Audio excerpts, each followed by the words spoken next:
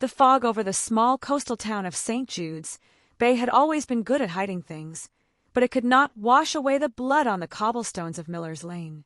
On a bitter November dawn, 22-year-old museum archivist Elena Vance was found collapsed against the seawall, her clothes torn, her body badly bruised, and her spirit shattered by an unspeakable nightmare.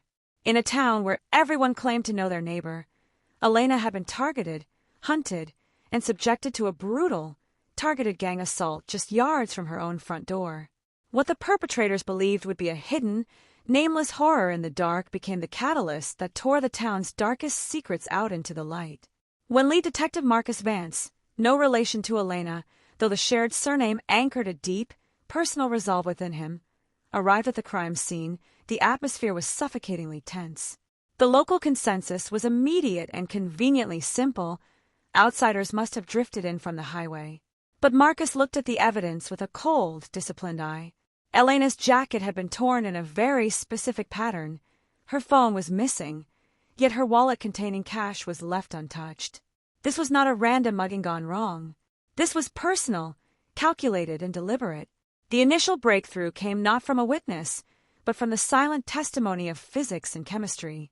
Forensic teams recovered trace amounts of high-grade industrial lubricant and microscopic flecks of marine paint from Elena's clothing. St. Jude's Bay had only one location utilizing those specific materials, the private docks owned by the Sterling family, the town's primary employers and most influential dynasty. When Detective Vance questioned Julian Sterling, the town council's rising star, and his two close companions, club promoter Liam Holt and local track coach David Miller, they presented seamless, airtight alibis. All three claimed to have been hosting a private charity planning session at the Marina Clubhouse during the precise window of the attack. Their confidence was unwavering, almost mocking. They believed their social standing made them untouchable. Then the first hidden layer of the town's facade began to peel away. Marcus requested the encrypted server logs from the marina's security cameras. Mysteriously, a 45-minute gap existed in the footage, matching the exact timestamp of the assault. When Marcus pressed the marina's IT manager, a terrified young man named Owen, the facade began to crack.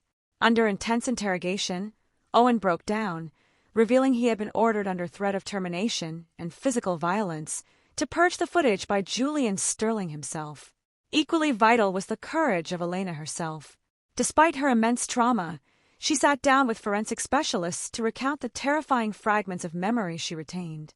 She remembered the distinct smell of expensive, customized cedar cologne, the unique scrape of a heavy signet ring against her wrist, and a fleeting phrase whispered in the dark. "This teaches your father to stay out of the land deal." That single sentence reframed the entire investigation. Detective Vance dug into the background of Elena's father, a quiet retired surveyor.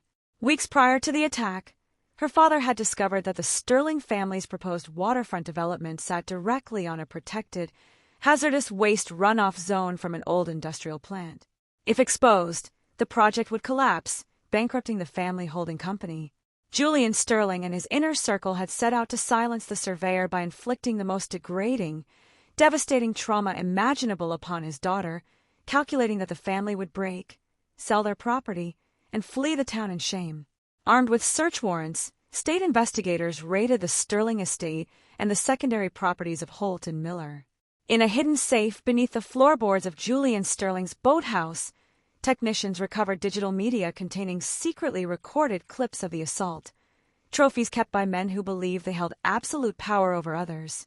Forensic analysis matched the DNA samples collected from the scene directly to Julian Sterling, Liam Holt, and David Miller. The trial that followed laid bare the systemic rot beneath the idyllic surface of St. Jude's Bay. The court heard how the trio had used fear, money, and influence to keep their past indiscretions buried for years. But this time, their wealth could not shield them from the evidence. Julian Sterling, Liam Holt, and David Miller were each convicted on multiple counts of aggravated gang sexual assault, conspiracy, and obstruction of justice, receiving sentences ranging from 25 to 35 years in maximum security prison without the possibility of early parole. Justice in the courtroom could not instantly undo the trauma inflicted upon Elena, but the total exposure of her attackers stripped them of their power and gave her voice back to her. She remained in the region to advocate for survivors of violent crime, turning a town's dark legacy into a beacon of resilience and unyielding truth. Enjoying these deep-dive true crime investigations? If this story resonated with you, please like this video, subscribe to the channel, and hit the notification bell so you never miss a new release.